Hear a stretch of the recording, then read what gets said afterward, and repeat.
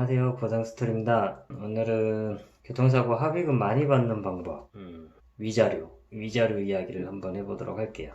교통사고가 발생을 해서 부상을 당하거나 아니면 이제 사망사고가 발생을 한 경우에 이제 손해배상을 받을 수 있는 이제 여러 가지 항목들이 있어요. 위자료, 휴업손해, 향후치료비, 상실수익액, 장례비도 있을 거고요. 이제 이런 여러 가지 항목들이 있는데 그 항목들 중에서 지난 시간에 휴업손해에 대한 이야기를 한번 했었었고 휴업손해 많이 받는 방법에 대해서 그래서 오늘은 그 사고로 인해서 이제 정신적인 피해에 대해서 이제 보상을 하는 항목인 위자료에 대해서 한번 얘기를 한번 해볼게요. 위자료를 받을 수 있는 방법은 보험사 약관 기준에 따른 위자료를 받을 수 있는 방법이 하나가 있고 그 다음에 법원 위자료, 법원 기준에 따른 위자료를 받을 수 있는 두 가지 방법이 있는데 두 가지가 좀 달라요. 그 산정하는 기준도 좀 다르고요. 그래서 두 가지 중에 나한테 이득이 될 거라고 생각되는 걸로 진행을 하시면 되는데 보험 약관 기준으로 한다고 한다면 이제 보험사랑 합의를 진행을 하는 거고 법원 기준으로 하겠다라고 한다면 이제 소송을 하는 거겠죠. 법원 기준으로 먼저 설명을 한번 해볼게요. 법원에서 현재 사망 위자료는 1억 원이죠. 많이 올랐어요. 1억 원까지. 근데 아직도 좀 부족한 감이 있죠. 이제 사람이 사망을 하게 되면 위자료는 1억 원이 나와요. 이제 위자료 같은 경우는 판사들의 이제 고유 권한이에요. 그래서 같은 사건이라고 하더라도 위자료가 좀 더 높게 나오는 경우도 있고 좀 더 낮게 나오는 경우도 있어요. 그렇지만 이제 경험치에 의해서 한 이 정도까지는 위자료가 나오더라. 이런 이제 저희같이 이제 소송을 많이 한 사무실들은 그런 것들을 알고 있겠죠. 위자료 산정 기준이 어떻게 되느냐? 부상을 당했어요. 부상을 당해서 40%의 노동력 상실률을 신체 감정을 통해서 평가를 받았어요.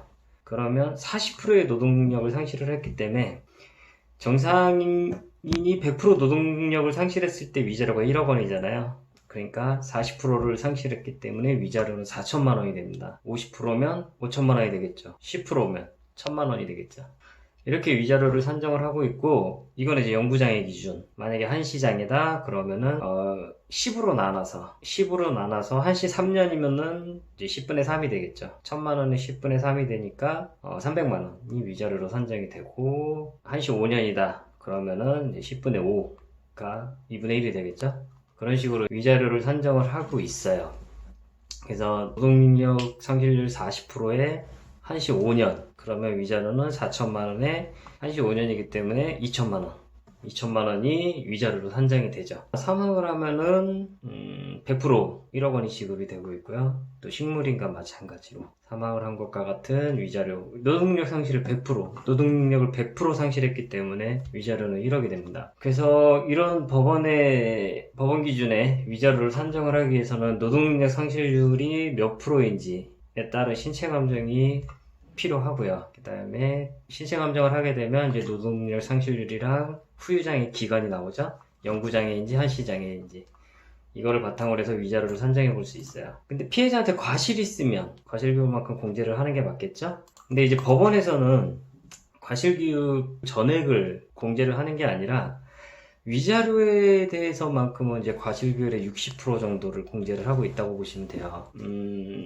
예를 들어서 피해자 과실이 40%인 사망사건이 있다고 한다면 위자료 1억에서 40%면은 4천만 원이 빠져서 6천만 원을 지급을 하겠죠. 근데 그 과실 40%에 60%만 적용을 해서 실제적으로 위자료는 7,600만 원 정도 그렇게 산정을 하고 있습니다. 그래서 위자료에서만큼은 과실 비율 전체를 빼지 않는다. 이 정도만 생각을 하시면 될 것 같아요. 그래서 과실이 높은 사건이라고 한다면 소송을 하는 게 유리할 수도 있어요. 이런 부분들을 감안을 한다고 한다면.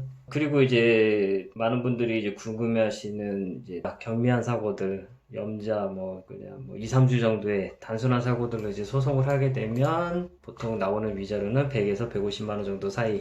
더 적거나 더 많은 경우는 많이 못 본 것 같아요. 더 적은 경우는 좀 봤어요. 이렇게 산정이 된다.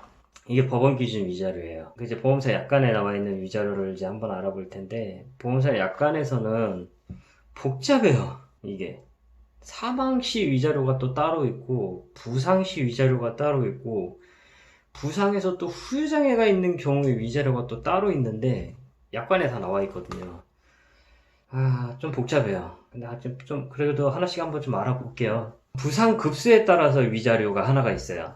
그래서 부상이 이제 1급부터 14급까지 있죠. 부상 급수가 1급 200만원에서부터 14급 15만원까지 약관에 나와 있으니까 한번 찾아보세요. 그 다음에 이제 후유장애가 있는 경우에는 노동력 상실률 50% 이상이냐 이하이냐에 따라서 또 위자료 산정 방법이 틀려요. 근데 50%또 이상인 경우에는 60세 이상이냐 미만이냐에 따라서 또 위자료가 달라요.